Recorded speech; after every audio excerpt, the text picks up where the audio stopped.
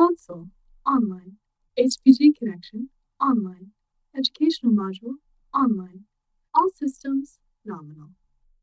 Hello, class, and welcome to On the Origin of Battlemechs Podcast, episode 49, The Dervish. I am your host, Brent Stewart McKee. My co-hosts today are... I'm Joshua. And I'm Chandler. And today we're talking about the Dervish, a 55-ton machine. And the story of the Dervish starts on Coventry, where the Lyran business people noticed a trend and an unexploited market. At the age of war's dawn, mech production was only rising with demand and tech level. But what of the older machines? Well, they were sent off to the militias, and at this point the machines were reaching the end of their viable lifespan, or had already passed it. Coventry built the Dervish from the ground up to fill that market, designed using only missiles at first and simple parts, with militia resource constraints in mind, allowing for the machine to be seamlessly integrated into the supply chain with no need for specialized ammo or parts. This experiment was successful, and soon the Dervish could be found everywhere in the Lyran Commonwealth. The machine was so successful that soon other houses started making knockoffs to counter this.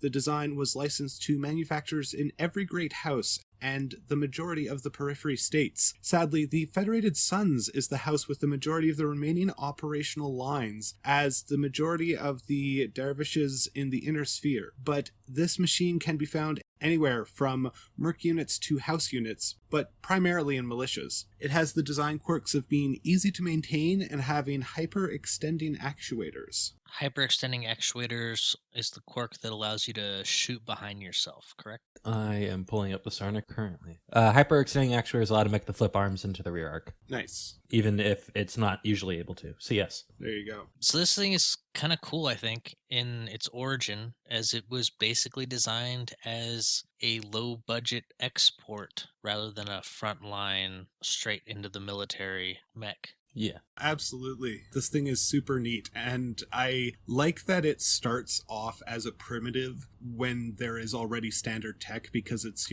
filling that niche market. I think that's narratively really cool. Yeah. Hey, we've got second tier. It's technically obsolete, but we can make a lot of it, and we can make it inexpensively. So we'll sell it to every world that needs mechs. Yeah. And I mean, when you're fighting off pirates from the periphery or from deep periphery or, I don't know, wherever they're from, you don't really need the fanciest tech, especially this point, because they don't tend to have mechs at this point. That's right. Remember, we've established that pirates will be driving Honda Civics with machine guns. I thought it was Toyota Hilixes. The angriest machine guns. Both? Both is good. Yeah. So the first one we have today is the DV-1S, first seen in 2520. And this guy has the primitive art, which I absolutely adore. This machine looks gorgeous. I like how it's just kind of blocky with the launchers in the chest and then the two arms just having kind of the missile ports that you can kind of see in the end there. You said a door, and I thought you were going to say it's because it's got a chibi face. And are you looking at the one from the Jihad book, or are you looking at the one from Primitives? Primitives 3. I'm looking at the one from Primitives. Okay. No, I like that one too. That's good. Yeah. He's good mech. Mm-hmm. So this guy has a movement profile of 463. It's got a LRM-10 in the right and left torso and an SRM-2 in each arm. It also has a primitive engine, and it has 2 tons of ammo for the SRM and 2 tons of ammo for the LRM. Should probably state that this is a 55-ton medium mech. Mm-hmm. And it has 10 heat sinks. Has an SRM-2 in each arm, LRM-10 in each torso. Because those, missiles have been around for Ever. well over 1,000 years by this point. Oh, yeah. Almost 1,500 years. Wait, let's see. Well, it's 2520. Let's say an easy 600 years. Yeah. You've got almost a full tank company of SRM2 ammo with this one mech, though. Oh, yeah. And yeah, like the missiles are on purpose because it integrates seamlessly into the already established supply lines. It doesn't have any laser weapon systems, which are at this point notoriously finicky because they are new tech, relatively speaking. Well, they're also new enough that you don't have a lot of technicians who have that background experience with them, Especially in the militias. unlike your 1,000-year-old missiles. Because I'm going to point out, 1,000 years ago would have been the 1520s, and I'm pretty sure China had rocketry by then. Okay, are we counting fireworks? Because I mean, an arrow's just a really lame missile, so I mean, it does have SRM-2s. if we want to get technical, I think SRM-2s count as fireworks. yeah. it's a pop gun of the missile world. But this thing is great. I mean, I absolutely love its art. It's not a particularly outstanding machine stats-wise, even for its era, but it is respectable. It's got a battle value of 864 and a point value of 25. We then come to the 6M, seen in 2610. And this guy has the classic art, the black line, and it's seems like he's done a little more pull-ups because he's a little more blocky, a little more upright, maybe, I don't know, worked on his posture a little bit, a little less squat. He's definitely looks like he's rolling his shoulder blades back and puffing his chest out. Well, that's how you pop the launcher covers, right? Sure, haptic feedback and all that. Yeah. The original art, because this is the original art, Yeah. from TRO 3025, actually shows him standing on a planet or a moon with two moons or planets in the night sky above him. So that's kind of cool. That is pretty sweet. He's pretty neat. So with the standard engine now, it gets a movement of 585. It's got an LRM-10 in each torso, a SRM-2 in the right arm, and a medium laser in the right arm, and then the same in the left arm. It has 10 single heat sinks, and yeah, just standard tech now. Still has 2 tons of ammo for each system. It's a solid fire support mech. Not much to say. Mm-hmm. Yeah, it's a Dervish, the 1S, but better because it's not primitive tech. Yeah. And it can jump. It jumps 5. It has them hops. When you're a mercenary and you can't afford a catapult yet. Yeah, and a 585 for a 55-tonner is your optimized movement profile. Mm-hmm. And yeah, I mean, this is, if you're an infantryman slogging through the mud on some alien world, you wouldn't mind having this guy raining high explosives down on the enemy across the field from you. Yeah, good guy to have at your back. You would not want to be fighting him. Especially if you're in the mud. Especially if 1 ton of his SRMs is Inferno ammo. Ooh. What did you say about my mom? A bajillion missiles. This guy's got a battle value of 1146 and a point value of 30, so bit of a jump with that standard tech and 2 medium lasers. Of course, adding to the heat issues you'll have with this guy if you go full bore, but definitely a bracket fighter, I think. Yeah, those medium lasers and SRMs pair up perfectly, and then you've got the 2 LRM-10s for long range. Mm-hmm. So next up we have the 7D that comes out in 3047. Bit of a time jump there. Keeps that movement profile at 585. Sorry, you were saying, Chandler? Aren't we skipping a model? Which one? 6M to 7D. The Royal variant? Is there a Royal variant? I don't believe there was one. Not on MUL. There is. It's error report 2750, so that's probably why it's not showing up. Oh, let's take a quick look here. It's fancy. I mean, it's less fancy than most of the Royal variants, actually. It's kind of tame by comparison. It's really just a refit of the 6M. Well, I mean, that's probably the other reason you don't see a new 6M for 437 years, is it knows what it wants to do and it just goes out and does it. And that's rain LRM 10s down on people. Mm-hmm. Yeah, so the Royal variant, in air quotes, adds a couple of heat sinks, upgrades or downgrades, depending on how you look at it. The engine to an XL, gets you a touch more armor, and then upgrades the LRMs to LRM-15s, and gets you another ton of LRM MO, then also gives you case so you don't explode. Yeah. So it's a solid upgrade. I like that case. Yeah, case is nice. Case is life. There you go. I mean, at that point, just buy a trebuchet.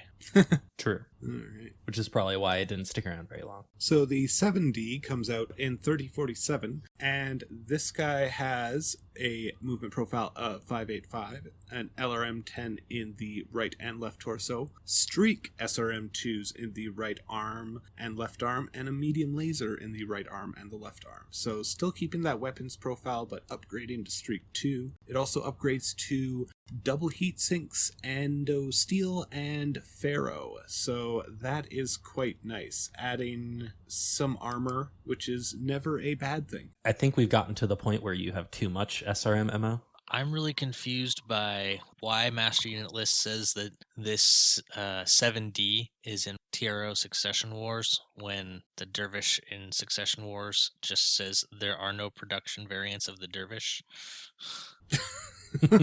Thank you, Master Unit List. I mean, perhaps it meant there weren't any for quite a long time, and then this came out, and then more came out.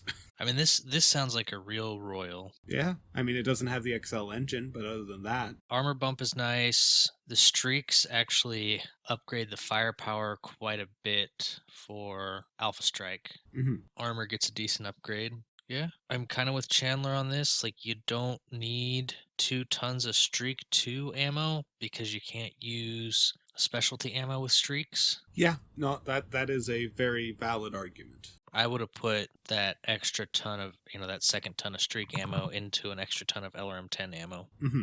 Yeah, or just even another laser. Like, you could do a lot of different things with that extra ton. Oh, but an extra ton of Streak 2 ammo is a bit overkill. Mm-hmm. I get from a production standpoint, it makes things really easy because you already have 2 tons of SRM-2 ammo in the design, so you're just making a minor conversion, I guess. Well, it's actually not that minor because the previous models had the ammo in each of the arms. These ones move it to the torso to be protected by case. So you now have 2 tons in the right torso. Okay, well, yeah, in that case, it's a complete redesign of the ammo system, so why not drop that extra ton? Mm-hmm. That, and you're already practically redesigning the mech from the ground up because of the endo steel chassis. Mm-hmm. So you're already having to rebuild it. They probably just took the easy way. And they're just like, we're just going to keep the 2 tons because that's what we know what we do. It seems a little silly to me, but there you go. Or, if you're going to keep the 2 tons, put one of the tons in the left torso since you've case in both torsos. That way, each arm has its own ammo. Yeah, instead of running the feed belt across the center torso.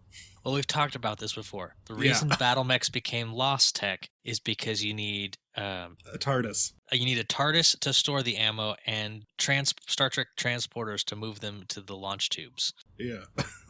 This guy's got a battle value of 1412 and a point value of 36. We then come to the 8D in 3062, and this guy has some new art, little different. The head looks a little more articulated, less integrated. It kind of has that helmet look you see with the Victor. I like how its launchers have the doors flipping up. Good design, keeps very clear through line, The actual weapon systems are a little different, but first it keeps that movement profile of 585. Then it has a LRM-15 with Artemis 4 in the right torso, same in the left, and then it has 2 ER medium lasers in each arm. It also has 10 double heat sinks and a XL engine, and it also has endo steel and case to protect that ammo, all 4 tons of it. I like it. Arguably the best fire support Dervish, just because of the 2 LRM-15s with Artemis. Yeah. But ammo is going to be an issue. Yeah, it feels like this model wants to be a catapult. It's also basically just a trebuchet with jump jets. Yeah. And as for the art, I actually don't care for the flip up missile tubes.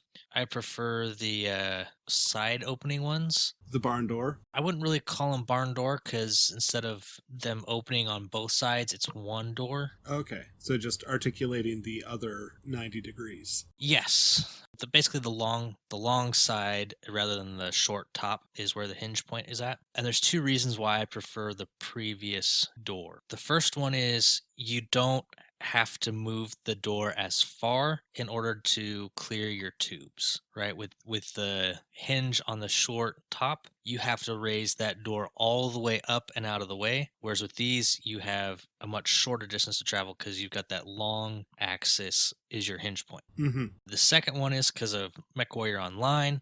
If you have top opening doors like a catapult or an archer, those things stick up above hills and then they get shot off and you take damage. So your complaints are physics and gameplay in a specific system. Physics, generally speaking, because the side opening versus top opening is an actual concern. And then yes, More efficient. Oh, absolutely.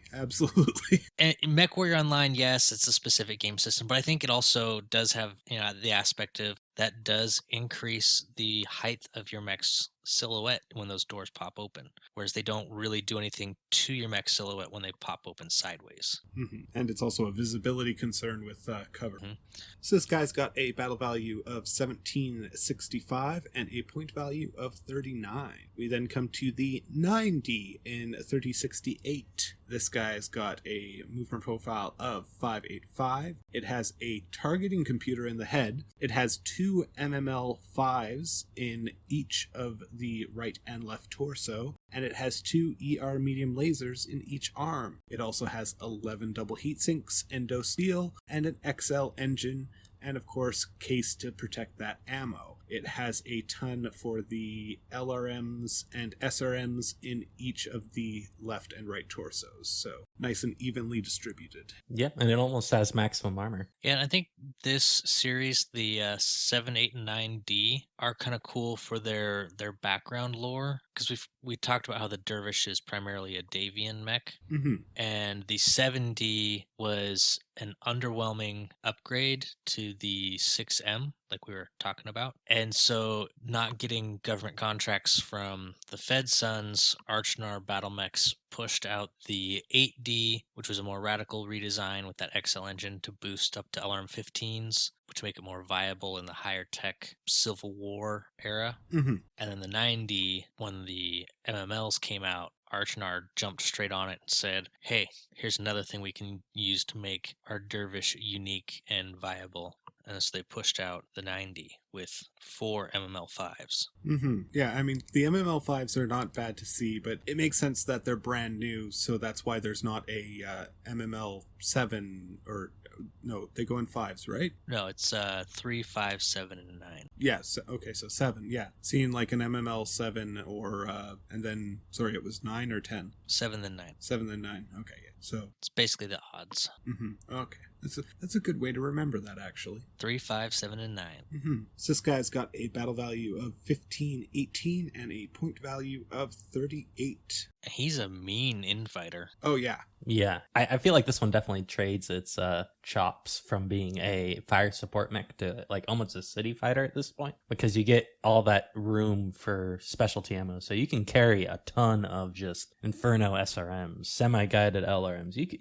You can toy with every kind of specialty ammo you want with this mech. The only issue is a little bit of heat, but heat, schmeat, just kill the enemy. Like, theoretically, you only need 1 ton of LRMs, and everything else you can swap out for, or the other one you can swap out for specialty ammo for your SRMs. Yeah. Well, it's got 4.5 tons? 5 tons? Yeah, 5 tons of ammo, 3 of which are SRM. So you keep the 2 LRM tons, and then you can toy with the SRMs. I completely missed that ton in the center torso. Well, I mean, they're not dedicated to SRM. They're MML, so you can split them up however you want. Yeah, you use those as your, these are my toying with tonnage. Yeah. So next up, we have the 8D2, which is not, as we have discussed previously, a Word of Blake model. It is a Solaris 7 model that the particular pilot has modified quite extensively and has nicknamed Lightbringer. So this guy has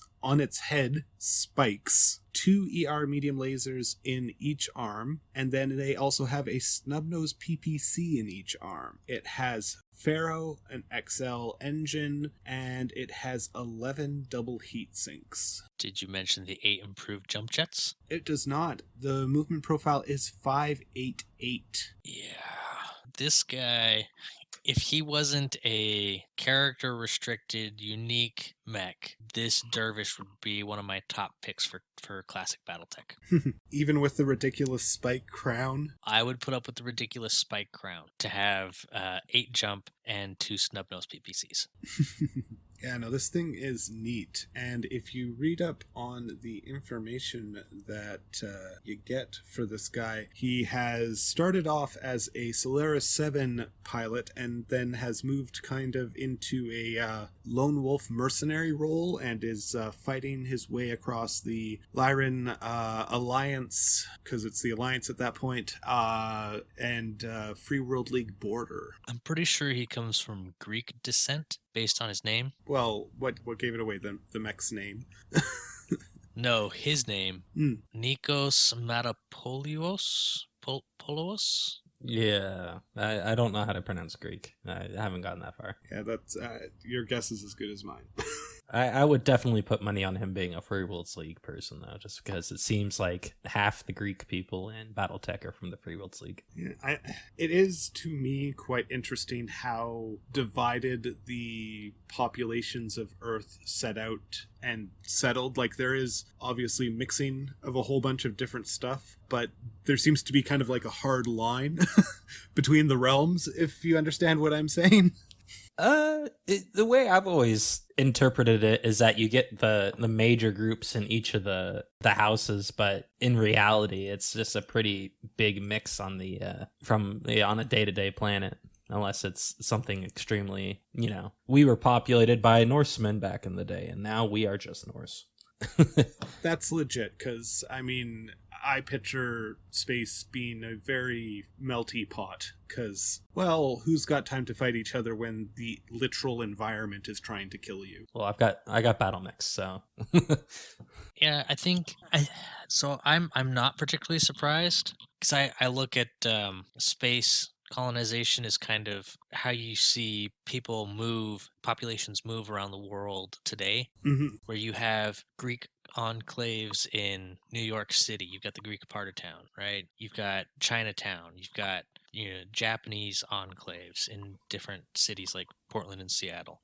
People always look for other people of their own culture and backgrounds to either join or congregate with.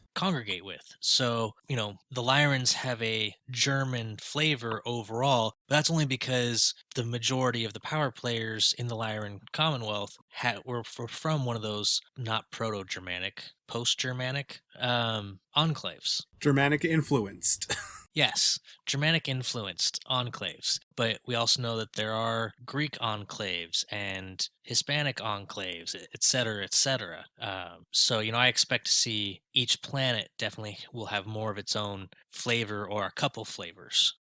No, absolutely. And honestly, that is fertile territory that I think a lot of writers can explore and utilize much more interestingly than they have in the past, and I hope they take that opportunity, because some of my favorite books is learning about the culture of the Highlanders and how they've changed it on Northwind, because Northwind is not Scotland. So, the Prometheus has a battle value of 1717 and a point value of 30. And then our last model of the day is 6MR, seen in 3073. This guy has the classic art, at least on my record sheet. It has a movement profile of 585. It's got a LRM 10 in the right and left torso. It also has a medium pulse laser and a medium laser in each arm, and then it has 10 double heat sinks. Standard skeleton, standard engine. Yep. So according to TRO 3085, old is the new, this Dervish 6MR was basically just a refit that upgraded the heat sinks to doubles and replaced the troublesome SRM2s with pulse lasers, medium pulse lasers. Yeah, it's not bad. Yep. Solid jihad refit. Well, the 6M was a solid design to begin with, so yeah, it just, slowly got outpaced as new tech became available. The only thing that kind of bugs me is the different range brackets for the medium lasers and the medium pulse. That's fair. Couldn't you have just grabbed 4 more medium lasers and crammed them into the arms?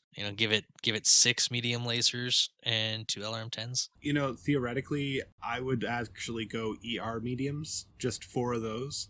No. Or are we getting close to the trebuchet again? That would assume you had those on hand. Well, I mean, you could do 6 ER mediums. They're the same tonnage as standard mediums, but they're 5 points of heat each. So 6 of them is 30 heat, and you got a sink of 20. 5 damage, 3 heat. I'm saying ER mediums. ERs, right, sorry. If you go standard mediums like I was saying, Yeah. then you're talking 18 heat, so you can fire all your medium lasers and be heat neutral, which would then let you maintain that bracket fire LRM-10s at longer range and then medium lasers when you get into short range. Yeah. Mm-hmm. Well, this guy's got a battle value of 1347 and a point value of 36. And for our pilot profiles, I'm going to throw over to Josh. All right, first up, straight to you from 1986, Mech Warrior Hap Madman Karsberg. Known as a bit of a con man, Karsberg has been in multiple jails on multiple worlds. Sometimes he struck it rich with his cons, and sometimes he hasn't. He generally plays the benevolent fool, loves wearing ridiculous hats and carrying a sword. I'm getting kind of a Don Quixote vibe. When he loses money, however, he gets really depressed and kind of goes goth and just becomes dark and moody and not fun to be around until he comes up with a new scheme. His unit, which it's not telling us which unit he's with or which ones he's been with, but he's been court-martialed several times. He's also been awarded multiple medals for bravery, and his erratic behavior has placed him on probation with the unit, but with counseling for his wild mood swings. Because basically when he's depressed, he just kind of leave me alone, doesn't help anybody else out, just wants to be on his own, which tends to get him court-martialed and reprimanded. But then when he's riding high, when one of his cons was successful, he's a team player, he's helping everybody out, he's taking risks to save his buddies, and he's a great guy to have on your team. So when it's good, it's really good, but when it's bad, it's really bad. Yes. The notes I have show that during the Fourth Succession War, during the invasion of Liao, he was expelled from the 33rd Avalon Hussars and has recently joined the Greenberg Godzillas. Gotcha, yeah, that was added later in TRO 3039, it looks like. So, next up we have Lieutenant Billy Linderman. During the War of 39, Billy's lance made use of the new Listen Kill missiles to harass and evade the 4th Ghost Regiment on Rochester. The range and speed of Linderman's lance allowed them to inflict extensive damage and take no losses. So, using that new interesting tech in exciting ways and getting away with it. Missiles go further than PPCs. Remember that, kids. The whoosh. Fear the whoosh. Mm-hmm. Next up, we've got Matthew Rawhide Francois. And Matthew is a member of the CAF Rowdies who operated for both the Davians and the Capellans in the Capellan March. He is known for chasing down his opponents. And the most famous example of this is when he chased down a Shadowhawk for 350 kilometers in the Salazar Desert on Bromhead, which I'm sure his engineer and mech techs were very unhappy with, because I'm sure all that dust is not good for the joints on his Dervish. Oh yeah, just putting a fine grit into everything that's moving and hydraulics. It's fantastic. Nothing ever went wrong. That's almost 219 moon units. Next up, we alluded to him earlier, Nikos Matapolios, a Solaris jock turned pirate-esque person. After surviving the Word of Blake attack on Solaris, Matapolos killed his stable owner and fled to the periphery. He drives his red and blue Dervish in a quest for profit, or loot more appropriately, and seems to have, according to the forensic psychologists, a mindset that the weak exist to offer the strong whatever they want. And since he has a mech, he is one of the strong. He's using the confusion and chaos of the jihad to hide his antics in plain sight, dueling mech warriors at times in order to get them off his tail. Because let's face it, when you can jump 8 and you've got 2 snub-nosed PPCs, it's not hard to assassinate another mech warrior. No. Looks like he got those snub-nosed PPCs after he left Solaris, when he was stuck on the planet Lorik with a bunch of marooned techs. So yeah, not a good guy. Probably has a bounty on him by the end of the jihad. Assuming he made it. Yep. So if you run into him and you peel him out of that mech, probably get some C-bills for it. There you go. So our last pilot for today is Ukla Malko. I am probably butchering that, and I apologize. They were a warrior in the 2nd Akab Legion and was of Azami descent. Ukla piloted a 200-year-old Dervish that was captured by their ancestor, explaining their reluctance to upgrade to a Nodachi when offered. Yes. Weeb better. Come on, man. What, I'm not a tank pilot.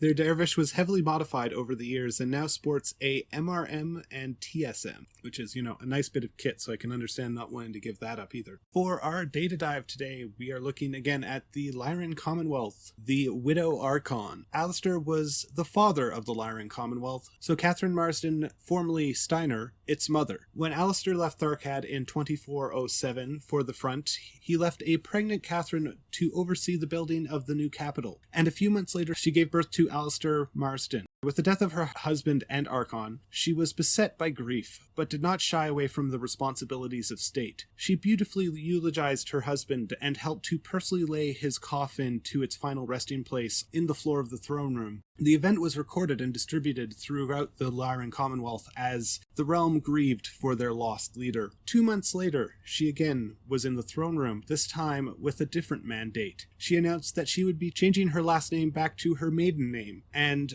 along with Alistair II, now making him Alistair Marsden Steiner, and then proclaiming herself Archon and Alistair Archon Designate, despite being a newborn child. Catherine's popularity and control over the media perspective was so high that no real opposition to her rule appeared until several months later, when 4 members of the late Alistair Marsden's family pressed a claim. The only real threat to her power was that from Timothy Marsden, the uncle of the late Archon and a military officer. The leaders of the Tamar Compact and the Federation of Sky, having properly read the situation, realized that they could not press a claim, but they could be power brokers for the next administration. So together they met with both Timothy and Catherine, and the meeting with Timothy went poorly, to say the least. He expressed the view that he would owe nothing to these men, and they would owe him support as a matter of course, whereas Steiner was quick to accept their offer, recognizing that it would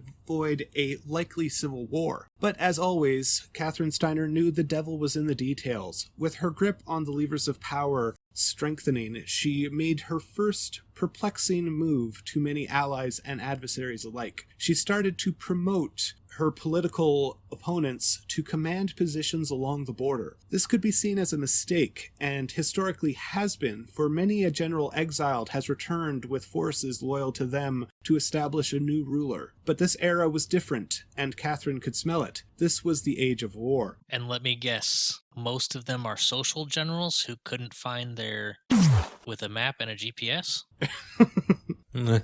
I think it's written in between the lines. And with the Ares Convention signed, the chaos of war turned into a meat grinder of sport. And within a few years, the Archon's challengers were dead or had been captured, and wouldn't you know it, they never really got that ransom request.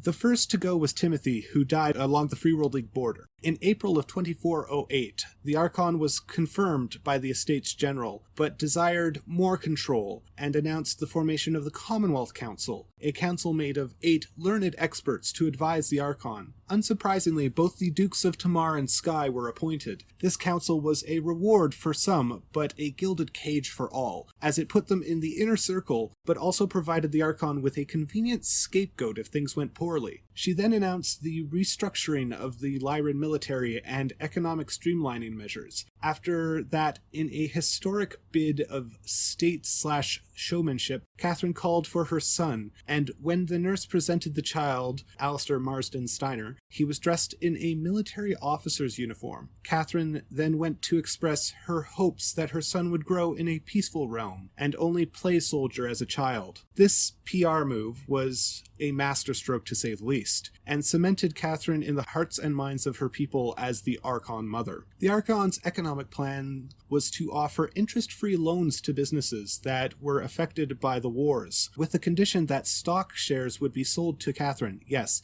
this is correct, Catherine, not the state. It has been hotly debated if this economic plan counts as fascism or consolidation of power in the ruling family, or simply greed. Many could see the risks of the deal, but felt that the boon was worth it. While the Lyran Commonwealth does have statutes that prevent the Archon from directly interfering with the running of companies, the lack of blind trusts or oversight, however, shows a clear will for manipulation and profiteering. It is well documented that Telshare Steel Company was destroyed by the Archon. She used privileged information to time dump all her stock in the company, blacklisting them and sending them out of business. As impressive and forward-thinking an initiatives put forth by the Archon was that the Commonwealth Scout Corps. They were established in 2413 and used specialized equipment to scout unexplored systems for habitable worlds and then report directly to the Archon. The Archon instituted a colony program and named loyal supporters as nobility, while starting relocation incentives on heavily populated worlds. Over a few decades, the Lyran Commonwealth had more colonies up and running faster than they previously had done. This also had the effect of melding the isolated populations together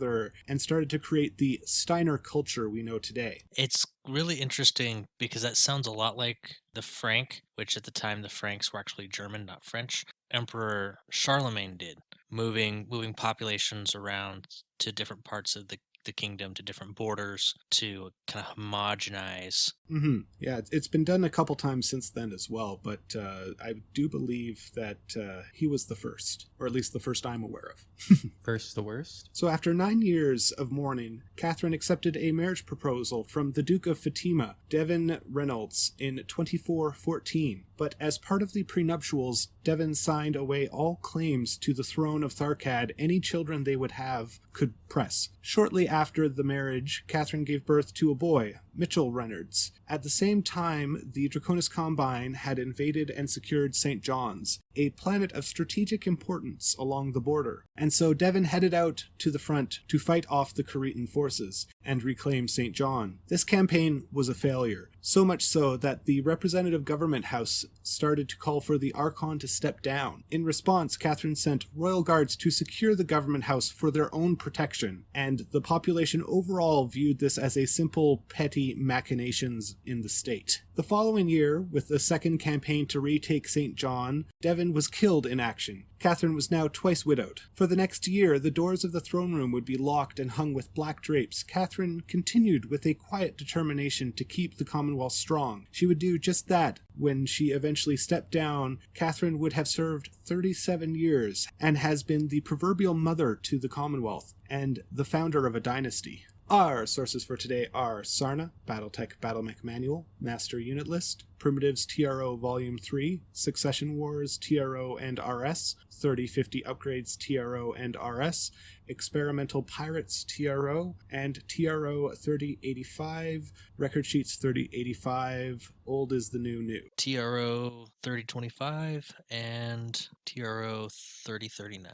We are supported by our Patreons at patreon.com/on the Origin of Battlemechs. Our social media on Twitter is at Origin of Mechs. We also have a dedicated channel on the Everything Battletech Discord. Feel free to stop by and say hi. If you have any questions, requests for topics, or wish to contact us, our email is ontheoriginofbattlemechs@gmail.com. If you enjoy the show, I encourage you to let your friends know about us and to leave a review. Special thanks to my friend Laura for the intro and outro. Class dismissed. Everybody have a great day. Peace out, Mech Warriors. Stay safe out there. Module complete. System standby. Would you like to load the next module? Am I up next? Chandler. It's me. You are up next. Going.